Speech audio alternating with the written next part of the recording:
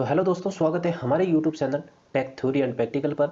और आज के इस वीडियो के माध्यम से आपको हम बताने वाले हैं बेसिक टूल्स के बारे में। जी हाँ दोस्तों, इससे पहले भी हमने एक वीडियो बनाया था जिसमें कि बेसिक टूल्स के बारे में जिक्र किया था, और उसी कड़ी को हम आगे बढ़ा रहे हैं जिसमें कि आप सबको पता है कि बेसिक टूल्स जो हमारे इलेक्ट्रीशियन ट्रेड के संबंधित जो टूल्स हैं उनके बारे में हम आपको जानकारी दे रहे हैं। उसके बाद में 15 नंबर पॉइंट पे जो हमारे पास में है रावल प्लग टूल।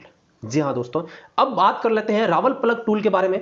तो रावल प्लग टूल, ये थोड़ा सा आपको ध्यान रखना है कि जो हमारे पास में रावल प्लग टूल है वो एक तो टूल होल्डर होता है और एक टूल बिट होता है। ये दोनों मिलकर रावल प्लग टूल कहलाते हैं। ठीक है, तो यहाँ पे आप देखोगे तो नंबर ऑफ 8 रावल जंपर, जैसे कि इसके नंबर दे रखे हैं यहाँ पे, और जो रावल प्लग होगा ना उसका नंबर यहाँ पे उसके हैंडल के ऊपर, जो रावल होल्डर होगा, टूल होल्डर होगा, उसके ऊपर यहाँ पे नंबर अंकित होंगे। और ये आगे की साइड में ये टूल बिट है, उसके ये पॉइंट होता है, उसको बोलते हैं टिप। ठीक है, और इसके जो मुख्य भाग है, एक तो होता है टूल होल्डर, ठीक है, दूसरा होता है टूल बिट। अब यहाँ पे ये भी आपको क्वेश्चन पूछ लेते हैं कभी कभार कि बताइए कि यहाँ पे टूल होल्डर किस धातु का बनाया जाता है। वो मृदु इस्पात का बनाया जाता है, और टूल बिट है वो स्टील या इस्पात या कार्बन स्टील का बनाया जाता है। ये आपको याद करना पड़ेगा क्योंकि क्वेश्चन पुटअप होते हैं यहां से। ठीक है, उसके बाद में साइज की बात करें तो इसका साइज संख्या पर निर्भर करता है। इसकी साइज किसके ऊपर? संख्या पे। यहाँ पे जैसे मैंने बताया ना, यहाँ पे नंबर लिखे होंगे, तो संख्या पे निर्भर करता है जो कि टूल होल्डर पर अंकित होती है। टूल होल्डर होता है ना, इसके ऊपर यहाँ पे अंकित होती है। ठीक है, आपको ये ध्यान रखना है। और उसके बाद में जैसे ही इसकी संख्या बढ़ेगी वैसे ही बिट और लग की जो मोटाई है वो भी बढ़ जाएगी। मोटी मतलब यहाँ पे मोटाई, हाँ ठीक है, थोड़ा सा ये लिखने में गलती होगी। तो यहाँ पे मोटाई भी बढ़ जाती है जैसे इसकी संख्या बढ़ती रहेगी। अब बात कर लेते हैं यूज की। तो यहाँ पे आपको ध्यान रखना है कि ईंटों या पत्थर की जो दीवारें होती है उसमें हाथ से छेद करने के लिए इसका प्रयोग किया जाता है। साथ नहीं है, यहाँ पे आपको ध्यान रखना है हाथ है। ठीक है ना, तो हाथ से छेद करना है तब हम रावल प्लग टूल का प्रयोग करते हैं। तो यहां तक आप समझ गए होंगे कि इसका यूज कहां होता है।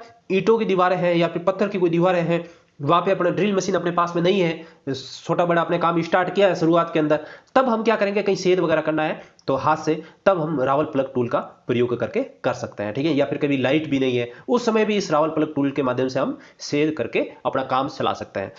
उसके बाद में सावधानी आपको रखनी है कि हथौड़े के प्रत्येक शॉट के बाद होल्डर, जो होल्डर आपको दिख रहा है ना, टूल होल्डर है, टूल होल्डर को धीरे से आगे की साइड में घुमाते रहना चाहिए। ऐसा नहीं आप पीछे से ठोकते जाओ, यहाँ पे आप घुमाओ ही नहीं आगे से, तो नहीं घुमाओगे तो वहां पे आगे जाके जाम हो जाएगा और वापस बाहर निकालने में आपको बहुत बड़ी प्रॉब्लम हो जाएगी। ठीक है, तो आपको ध्यान रखना है, जैसे थोड़ी सी शॉट मारी आपने, उसके बाद थोड़ा सा इस साइड में घुमा लो, आप थोड़ी सी और शॉट मारी और थोड़ा सा घुमा लो। इससे क्या होगा, वो एक जगह पे जाम नहीं होगा। ठीक है ना, तो इस प्रकार से हमारे पास में जो रावल प्लग टूल है वो काम करता है। उसके बाद में आगे की बात करते हैं 16 नंबर पॉइंट में, जो कि यहाँ पे सीरीज टेस्टिंग बोर्ड। आप सबको पता होता है कि सीरीज टेस्टिंग बोर्ड क्या होता है, क्योंकि जो इलेक्ट्रीशियन ट्रेड है उस लैब के अंदर सबसे पहले जो शुरुआत काम का प्रैक्टिकल का होता है वो एक सीरीज टेस्टिंग बोर्ड से होता है। तो सीरीज टेस्टिंग बोर्ड बनाना तो आपको आना चाहिए, और उसके बाद में जो छोटी बड़ी जानकारी है वो भी आपको पता होनी चाहिए। ठीक है, तो सीरीज टेस्टिंग बोर्ड में ये यहाँ पे एक सॉकेट दे रखा है, यहाँ पे ये स्विच दे रखा है, आपको ध्यान रखना है ये सॉकेट और स्विच ये दो अपने लगाए हैं, और तीसरा हमने लगाया यहाँ पे एक लैंप। ठीक है, अब यहाँ पे आपको पहले तो वायरिंग समझ लो, वायरिंग कैसे होती है। ठीक है, तो यहाँ पे जो ये प्लग दे रखा है, इस प्लग से तो दो पॉइंट अपने बाहर निकालेंगे जो कि एक टेस्टिंग करने के लिए, कहीं कोई मशीन अपने पास में जो शॉर्ट हो रखी है या फिर किसी मशीन के टर्मिनल को सही करना है, तो उसमें अपन क्या करेंगे, ये दो सीरीज जो निकालेंगे ना, टेस्टिंग के लिए निकालेंगे। और उसके बाद में ये यहाँ पे स्विच लगाया हुआ है क्योंकि इसको पूरी सेफ्टी के लिए, अपने सेफ्टी के हिसाब से बंद करना है। ठीक है ना, तो इसको बंद करके भी रख सकते हैं।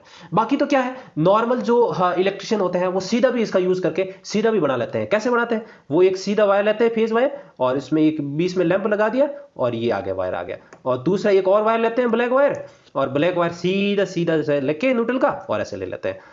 ये हो गया न्यूट्रल और ये हो गया फेज, ये दोनों दे देते हैं उस साइड से, और यहां से ये दोनों हो जाते हैं टेस्टिंग के लिए। तो क्या साहब, ये भी एक टेस्टिंग बोर्ड ही है। हाँ भाई, ये भी टेस्टिंग बोर्ड है और ये भी है, बट इसमें क्या है, थोड़ी सी सेफ्टी हो जाती है आपकी। तो सेफ्टी के लिए हमने एक स्विच लगाया, सॉकेट लगाया। ठीक है, तो एक उचित जो तरीके से आपको डेली रूटीन में अगर काम में लेना है एक सीरीज टेस्टिंग बोर्ड को, तो इस प्रकार से आपको बनाना चाहिए। ठीक है, उसके बाद में बात कर लेते हैं कि यहाँ पे क्या करना है, एक न्यूट्रल वायर तो सीधा आपको लैंप पे देना है, और फेज वायर है वो सॉकेट से होते हुए सीधा ये जो हमारे पास में स्विच है उसके ऊपर वाले वायर से जुड़ेगा। और जो फेज वायर होगा वो स्विच के नीचे वाले टर्मिनल में आ जाएगा। ये नॉर्मल आपको समझ में आ जाएगा। उसके बाद में जो मुख्य भाग है इसके, लैंप आपको चाहिएगा 60 से 100 वाट का, सॉकेट और स्विच और वायर आपको ये जरूरत पड़ेगी आपको, ठीक है। इसका प्रयोग भी टेस्टर की तरह ही होता है। मतलब क्या होता है, ये भी एक टेस्टर की तरह ही काम करता है, ठीक है। और उसके बाद में इसका जो यूज होता है एसी सर्किट में शॉर्ट सर्किट की जांच करने के लिए, जैसे कि अपने कोई वायरिंग वगैरह है, घरों की वायरिंग वगैरह वहां शॉर्ट हो जाती है, ठीक है ना, या मशीन शॉर्ट हो जाती है, तो उसको सेट करनी है ना, तब हम इस सीरीज टेस्टिंग बोर्ड का यूज करते हैं। और 2 नंबर में अगर बात करें तो फेज, न्यूट्रल, अर्थ तारों की पहचान करने के लिए भी इसका यूज किया जाता है। और 3 नंबर में सर्किट में दोषपूर्ण भाग की पहचान करने के लिए, यानी कि कंटिन्यूटी टेस्ट करना है अगर अपने को, ठीक है ना, कि कहीं वायर बीच में से टूटा हुआ तो नहीं है, ठीक है, तभी इससे सीरीज टेस्टिंग बोर्ड के माध्यम से सेट कर सकते हैं। सावधानियों की बात करें तो इसका उपयोग जो है 230 वोल्टेज तक ही करना चाहिए, इससे ज्यादा आपको इसका यूज नहीं करना चाहिए, ठीक है। जैसे अपने पास में एक वायर है, ये वायर है, बीच में यहाँ टूटा हुआ है, ब्रेक हुआ हो रखा है यहाँ से, और आप यहाँ से एक वायर यहाँ से लगा रहे हो, एक वायर यहाँ लगा रहे हो, ठीक है ना। उसके बाद स्विच स्टार्ट कर दिया आपने और यहाँ पे लैंप प्रकाशित नहीं हो रहा है, इसका मतलब हम क्या समझेंगे भाई कि यहाँ से जो फेज सप्लाई आई थी यहाँ तक आई, और इसके बाद यहाँ तक आई, उसके बाद में यहाँ आई, उसके बाद में यहाँ तक गई, और इसके बाद में यहाँ तक आई, लेकिन यहाँ पे ब्रेक था, ब्रेक होने के कारण सप्लाई यहाँ से यहाँ तक नहीं है, ठीक है। और नहीं आने के कारण पूरा परिपथ पूरा नहीं हुआ, और परिपथ पूरा नहीं होगा तो बल्ब जो अपने पास में लैंप है वो प्रकाशित नहीं होगा। तो इससे पता चल जाता है कि continuity test series testing board से कैसे करता है, ठीक है। उसके बाद में अगले पॉइंट पे देखते हैं कि अगला हमारा जो 17 नंबर में पॉइंट दे रखा है जो कि सोल्डरिंग आयरन है। तो आप सबको पता है कि सोल्डरिंग आयरन क्या होता है, ठीक है। तो सोल्डरिंग आयरन में थोड़ी सी जो जानकारी एग्जाम के हिसाब से जो पूछे जाते हैं क्वेश्चन, उसके बारे में देख लेते हैं। तो यहाँ पे जैसे कि दे रखा है, ये वायर है, सोल्डरिंग वायर है, ये सोल्डरिंग जो फ्लक्स है, ठीक है, और ये सोल्डरिंग आयरन है, ठीक है। तो ये तीनों आप देख लो पहले तो आराम से। और उसके बाद में इसके जो भाग है, हैंडल जो लकड़ी या प्लास्टिक का बना होता है, ये जो हैंडल है यहाँ पे ये लकड़ी का होगा और किसी किसी में प्लास्टिक का भी होगा, ठीक है। और बिट जो होता है वो कॉपर या तांबा का होता है। कॉपर को यार तांबा को एक ही होता है। तो यहाँ पे जो इसका बिट सोल्डरिंग आयरन का होता है, किसका बनाया जाता है, कॉपर का बनाया जाता है, ठीक है सर। और उसके बाद में आगे देखते हैं कि भाई यूज कहां पे होता है। तो सोल्डरिंग आयरन सोल्डर को पिघलाने के लिए ऊष्मा उत्पन्न करता है। जी दोस्तों, क्या करता है, ये सोल्डर वायर है, उसको पिघलाना पड़ेगा तभी तो अपने सोल्डरिंग जोड़ कर सकते हैं ना।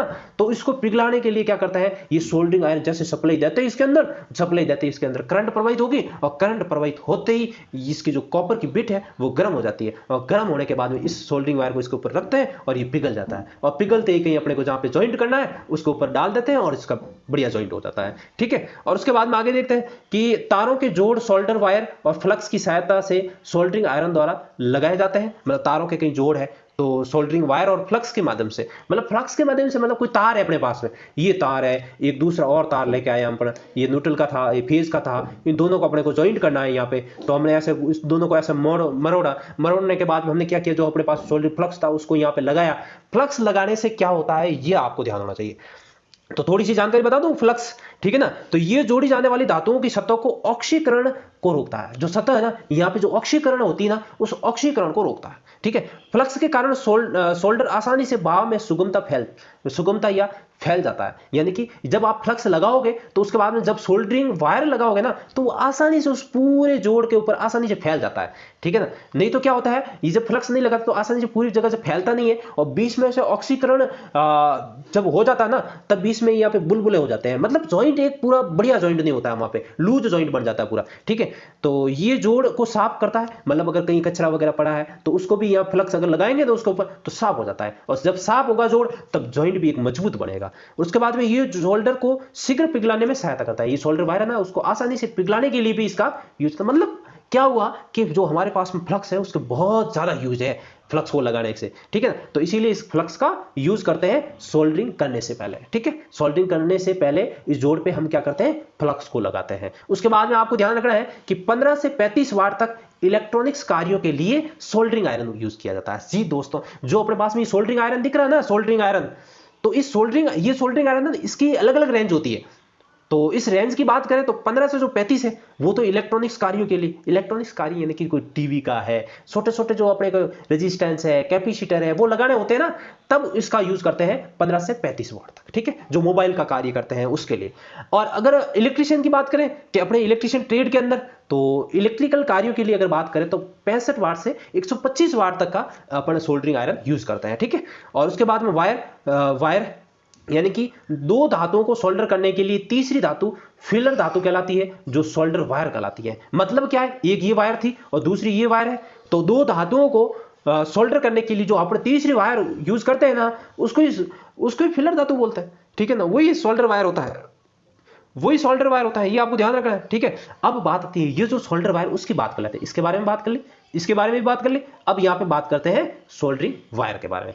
तो सोल्डरिंग जो वायर होता है वो दो धातुओं से बनता है, एक तो होता है टीन, दूसरा होता है सीसा। अब आपको ध्यान रखना है कि सीसा को ही लेड बोला जाता है। अब यहाँ पे ये भी बात ध्यान रखना कि टीन को हम ऐसे नॉर्मल भाषा में SN लिखते हैं और सीसा को PB लिखते हैं। कभी कभार ये कंफ्यूजन करने वाला क्वेश्चन है, SN और PB लिखा आता है, तब कंफ्यूज होता है लड़के कि SN यानी कि क्या हुआ और PB यानी कि क्या हुआ। तो आपको कंफ्यूजन नहीं होना है, हम सभी भाषाओं में यहाँ पे आपको समझा रहे हैं। SN या फिर प्लस PB से सोल्डरिंग वायर बनाया जाता है, और दूसरा SN जो है वो 60% और PB जो है 40%, दोनों यहाँ पे मिला के इनको बनाया जाता है। उसके बाद में जो गलनांक होता है, अब कितने टेम्परेचर पे वो गलना स्टार्ट होता है, ये आपको ध्यान रखना है। टीन अगर अलग बात करें तो टीन का गलनांक होता है 231.9 डिग्री सेल्सियस, और सीसा की बात करते हैं 375.5 डिग्री सेल्सियस। अब मैं ये आपको इसलिए बता रहा हूं कि क्वेश्चन पूछ लेते हैं, क्वेश्चन यहीं से पुटअप होते हैं, आपका क्वेश्चन यहीं से पुटअप होगा, यहां से लेके यहां तक बहुत ज्यादा क्वेश्चन पुटअप होते हैं, ठीक है। तो यहाँ पे पहले तो भाई सोल्डरिंग वायर किससे बनाया जाता है, टीन या सीसा से, SN या फिर PB, और कितना परसेंट, 60% और 40%, ठीक है। इतना समझ में आ गया। टेम्परेचर क्या था दोनों का, ये भी समझ में आ गया। और उसके बाद में कार्यान्वयन ताप क्या है, 185 डिग्री सेल्सियस विद्युत जोड़ों में उपयोग करते हैं। अब सीधा बोल रहे हैं कि भाई सोल्डरिंग जो वायर है उसका कार्यान्वयन जो ताप होता है, टेम्परेचर होता है, वो कितना होता है, तो आपको सीधा बोलना है 185 डिग्री सेल्सियस, ठीक है, विद्युत जोड़ों के उपयोग के लिए, ठीक। अब यहाँ पे अगर टीन की मात्रा को बढ़ाई जाती है तो गलनांक पर क्या फर्क पड़ता है, और सीसा यानी कि लेड की मात्रा बढ़ाई जाती है तब गलनांक पे क्या फर्क पड़ता है, ये भी क्वेश्चन पुटअप होता है एग्जाम के अंदर, ठीक है। जैसे क्वेश्चन ऐसे पूछेगा कि बताइए सोल्डरिंग वायर के अंदर अगर टीन की मात्रा को बढ़ाते हैं तो गलनांक पर क्या फर्क पड़ेगा, गलनांक पर क्या प्रभाव पड़ेगा। तो यानी कि टीन की मात्रा बढ़ा रहे ना, टीन की मात्रा बढ़ाई यानी कि क्या हुआ, गलनांक कम हो गया। ये भी पूछ सकते हैं कि बताइए कि टीन की मात्रा को कम करते हैं तो गलनांक पर क्या फर्क पड़ेगा, तो गलनांक, टीन की मात्रा अगर कम करते हैं तो गलनांक क्या हो जाएगा, बढ़ जाएगा, ठीक है। तो ये बातें ध्यान रखनी है। सीसा की मात्रा भी इसके ऊपर निर्भर करती है, तो यानी कि अगर सीसा की मात्रा को अगर घटाया जाता है तो गलनांक क्या हो जाएगा, बढ़ जाएगा, उल्टा होगा, ठीक है। ये दोनों का आपस में। अब आगे बढ़ते हैं और बात करते हैं 18 नंबर पॉइंट पे, जहां पे हम देख रहे हैं copper bit soldering iron and ladle जो एंड ब्लो लैंप। तो यहाँ पे लीडल जो है और ब्लो लैंप है और कॉपर बिट सोल्डरिंग आयरन है, उसके बारे में बात कर लेते हैं। तो थोड़ा सा आपको ये बात पता होगा कि शुरुआत के अंदर जब हम पहले सोल्डरिंग वायर करते थे तो उस समय भी सोल्डरिंग आयरन नहीं थे, और या कह सकते हैं उस समय थे, फिर भी जहाँ पर लाइट की सप्लाई नहीं होती है और कहीं बहुत बड़ा जॉइंट होता है और जहाँ पर सोल्डरिंग आयरन अपने को करना होता है, तब हम इसमें कॉपर बिट सोल्डरिंग आयरन का प्रयोग करते हैं। यहाँ पे एक होता है ब्लो लैंप, जो कि आपको यहाँ पे दिखाई दे रहा है, ये ब्लो लैंप होता है। इसके नीचे की साइड में जो भाग होता है वो एक तेल टैंक होता है, इसके अंदर तेल भरा जाता है, ठीक है ना, केरोसिन। और उसके बाद में यहाँ पे जो है गैस ट्यूब है, यहाँ पे नोजल दे रखी है, यहाँ से फ्लेम आती है बाहर की साइड में इस तरीके से, ठीक है। और ये बर्नर है, और यहाँ पे एयर पंप दे रखा है, एयर निकालना हो तो, और एयर रिलीज वाल्व दे रखा है, ठीक है। तो इस प्रकार से यहाँ पे एयर पंप जब से ऐसे दबाओगे, ऊपर से ऊपर नीचे करोगे तो यहाँ से फ्लेम निकलती है, और इस फ्लेम से जो अपने पास में जो कोई सोल्डर दो वायर होते हैं उस वायर को यहाँ पे पहले क्या करते हैं, गर्म करते हैं। ऐसे भी कर सकते हैं, या दूसरा ये भी है कि हमारे पास में जो पॉट होता है, पॉट में सोल्डरिंग आयरन जो वायर होता है उसको पूरा गर्म करके उसके बाद में यहाँ पे जो वायर होता है उसके ऊपर सोल्डरिंग आयरन को यहाँ पे पिघला ऊपर डाल दिया जाता है इस कड़छी के द्वारा, ठीक है। जैसे कि यहाँ पे सोल्डरिंग विथ ब्लो लैंप दे रखा है, इस ब्लो लैंप के माध्यम से क्या किया आपने, जो सोल्डर वायर था उसको गर्म कर रहे हैं, यहाँ पे रोड, सोल्डर वायर की जो रोड है उसको भी यहाँ ऊपर रख रहे हैं, और यहाँ से गर्म होकर इसको पूरी सतह पे फैल जाएगी। तो इसकी बात करें यहाँ पे, तो लोह व तांबे के मोटे जो तारों के जोड़ों पर सोल्डरिंग टाँका लगाने के लिए यूज़ किया जाता है, क्योंकि सोल्डरिंग आयरन से टाँका नहीं लगाया जा सकता है। सोल्डरिंग आयरन होता है वो छोटा पड़ जाता है और उससे टाका नहीं लगा पाते हैं। जो मोटे बड़े वायर होते हैं उसके लिए हम यहाँ पे कॉपर बिट सोल्डरिंग वायर का प्रयोग करते हैं। ये सोल्डरिंग आयरन होता है और यहाँ पे आगे का जो बिट होता है वो कॉपर का बनाया जाता है। उसके बाद इस कार्य हेतु ब्लो लैंप की ज़रूरत पड़ती है अपने को, और एक सोल्डरिंग पात्र यानी कि एक कोई अपने को पॉट की ज़रूरत पड़ेगी जो कि 0.5 लीटर, आधा लीटर से 1 लीटर विद्युत कार के लिए उपयुक्त होता है। ठीक है, उसके बाद में एक कड़छी की भी जरूरत पड़ेगी जो 35 एमई से 40 एमई तक, जो कि अगली बात करते हैं 19 नंबर में पुली पुलर के बारे में। तो पुली पुलर यानी कि नाम को देखते ही आपको पता चल गया होगा कि पुली पुलर, इसका यूज होता है मोटर, जनरेटर आदि की शाफ्ट पर कसी पुली को निकालने के लिए। पुली पुलर यानी कि पुली को निकालने के लिए, ठीक है ना। और इसकी कितनी टांगे होती है? 3 टांगे, 1, 2 और 3। तो पुली पुलर की कितनी टांगे होती है? 3 टांगे होती है। और इसका यूज क्या होता है? मोटर जनरेटर की शाफ्ट पर जो कसी पुली है, जैसे कैसे आप अगर मोटर जनरेटर कहीं देखोगे ना, इस प्रकार से ये पुली कसी होगी, और उस पुली को जब निकालना होता है ना, तब अपने ये तीनों टांगे इस प्रकार से इसके अंदर अटका देंगे। और उसके बाद जो हेड से स्क्रू दे रखा है, स्पिंडल जो दे रखा है, उसके हेड से यहाँ से स्पिनर के माध्यम से, या फिर एडजस्टेबल स्पिनर है उसके माध्यम से हम ऐसे कस के यहाँ पे पूरा यहाँ पे कसेंगे। और जैसे जैसे कसते जाएंगे तो यहाँ पे क्या होगा, ये स्क्रू तो यहाँ पे अंदर की साइड में ऐसे कसता जाएगा और यहाँ पे जो पुली है वो यहाँ पे बाहर आती रहेगी, ठीक है ना, उस भाग को छोड़ देगी। तो ये बेस प्लेट होती है, इसको बेस प्लेट बोलते हैं। और ये जो है सेंटर पॉइंट एज बोलते हैं, और संयोजक टांगे कह सकते हैं, लेग कह सकते हैं, ठीक है। तो ये पुली पुलर के बारे में बात हो गई। उसके बाद में आगे देखते हैं 20 नंबर पॉइंट में बियरिंग पुलर। तो बियरिंग पुलर की बात करते हैं तो यहाँ पे आपको ध्यान होना चाहिए कि बियरिंग पुलर जिसमें 2 लेग ही होती है, देखो आप ध्यान से, एक ये और दूसरी ये, इसमें भी एक ये और दूसरी है, इसमें भी एक ये और दूसरी है, ठीक है। और ये थोड़ा सा अलग है, तो मैं उसके बारे में भी आपको बताऊंगा। बियरिंग पुलर आपको अलग अलग तरीके देखने को मिल जाएंगे। ये भी बियरिंग पुलर है और ये भी बियरिंग पुलर है, और ये भी आपको बाजार में देखने को मिल जाएगा, और ये भी बियरिंग पुलर है। लेकिन ये जो बियरिंग पुलर है वो पंखे में यूज किया जाता है। पंखे में जो बियरिंग फंसा हुआ होता है उसको निकालने के लिए इस बियरिंग पुलर का यूज करते हैं, ठीक है। पंखे के लिए इस बियरिंग पुलर का यूज करते हैं। यूज के बारे में बात करते हैं, इसका प्रयोग मोटर, जनरेटर, फैन यानी कि पंखा, पंप आदि से जो बियरिंग को शाफ्ट से निकालने के लिए इसका यूज किया जाता है। अब आपको ध्यान रखनी होती है कि इसमें 2 लेग होती है और पुली पुलर की तुलना में ये थोड़ा सा छोटा होता है, ठीक है। पुली पुलर थोड़ा बड़ा होता है, उसमें 3 टांगे होती है, तो ये देखने से आपको पता चल जाता है। उसके बाद में 21 नंबर पॉइंट में यहाँ पे आते हैं फीलर गेज। तो फीलर गेज के बारे में अगर बात करें तो ये सामान्यतः ये फीटर ट्रेड का जो औजार है वो अपने इलेक्ट्रिशियन में भी थोड़ा बहुत इसका यूज होता है। तो इसका उपनाम जो है वो उपनाम इसका है वो थिकनेस या क्लियरेंस गेज भी कहते हैं। थिकनेस या क्लियरेंस गेज भी इसको बोलते हैं उपनाम से, ठीक है। और इसकी जो पत्तियां गेज, इसकी जो पत्तियां, मतलब ये आपको दिख रही है ना फीलर गेज में, ये अलग अलग पत्तियां होती है इसकी, ठीक है, दोनों तरफ इसकी पत्तियां होती है। तो यहाँ पे जो एक्सटर्नल लिखा हुआ है, एक साइड में इंटरनल लिखा हुआ है, वो भी हम आपको आगे बताएंगे। तो यहाँ पे ध्यान रखना है कि जो पत्तियां या गेज उच्च गुणवत्ता की स्टील यानी कि हाई कार्बन स्टील की बनाई जाती है। तो इसकी जो पत्तियां किससे बनाई जाती है? High carbon steel. क्वेश्चन सीधा पुट हो सकता है कि बताइए कि किस औजार को थिकनेस या क्लियरेंस गेज के नाम से जानते हैं? तो फीलर गेज। और फीलर गेज की पत्तियां किस धातु की बनाई जाती है? तो आपको बताना है उच्च गुणवत्ता की स्टील यानी कि हाई कार्बन स्टील, ठीक है। अब इसका यूज कहाँ पे होता है? इसका उपयोग फिट किए हुए पार्ट्स के बीच में क्लियरेंस मापने के लिए, मतलब कोई फिट किया हुआ पार्ट्स है, ऐसे फिट सेट हो रखा है पहले से ही, ठीक है। अब इसके बीच में जो गैप है वो अपने को सही करना है। तो गैप कैसे सही करेंगे? जैसे ये एक पत्ती होगी ना, इसके अंदर डालेंगे, जैसे बराबर जो पत्ती बराबर आएगी ना उसके ऊपर माप लिखा होगा, तो उससे अपन माप लेंगे कि भाई ये इतने mm का गैप है, ठीक है। और उसके बाद मशीनों को अलाइनमेंट में सेट करने के लिए भी, और ऑटोमोबाइल में पिस्टन और सिलेंडर के बीच में क्लियरेंस को मापने के लिए भी किया जाता है।